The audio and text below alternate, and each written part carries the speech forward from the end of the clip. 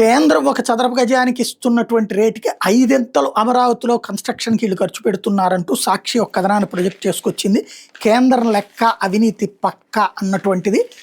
రాజధాని అమరావతి నిర్మాణ పనుల్లో చంద్రబాబు సర్కార్ అవినీతి మరోసారి బట్టబయలైంది. Central secretariat complex, residential complex నిర్మాణం అయిన సాక్షిగా చంద్రబాబు ప్రభుత్వం అక్రమాల భాగోతం బయటపడింది.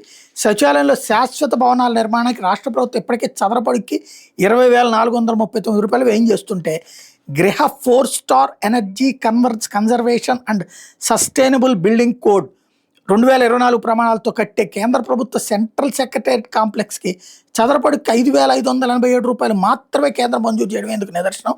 ఐఏఎస్ గ్రూప్ 1 నుంచి గ్రూప్ డి ఎన్జిఓ క్వార్టర్స్ చదరపడికి రాష్ట్ర ప్రభుత్వం సగటున 10,000 నుంచి 12,000 వ్యయం చేస్తుంటే గృహ 4 ఈసీ ఎస్బీసీ 2024 ఎకో నివాస్ సంహిత 2024 ప్రమాణాల ప్రకారం నిర్మించే రెసిడెన్షియల్ కాంప్లెక్స్కి చదరపడికి 3,945 రూపాయలు మాత్రమే కేంద్రం మంజూరు చేసింది. దీన్ని బట్టి చూస్తే రాజధాని నిర్మాణ పనుల్లో చంద్రబాబు సర్కార్ అంచనా వ్యయాన్ని ఇష్టారాజ్యంగా పెంచేసి భారీ ఎత్తున అవినీతికి పాల్పడుతోందని స్పష్టమవుతోందని ఇంజనీరింగ్ నిపుణులు చెబుతున్నారు.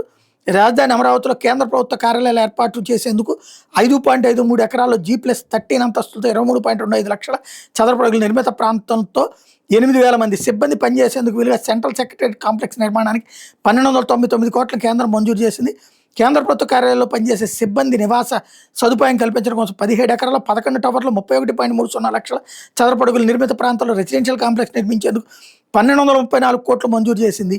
మేరకు బుధవారం కేంద్ర కేబినెట్ నిర్ణయం తీసుకుందన్నటువంటిది గుర్తు చేస్తున్నారు ఇక్కడ.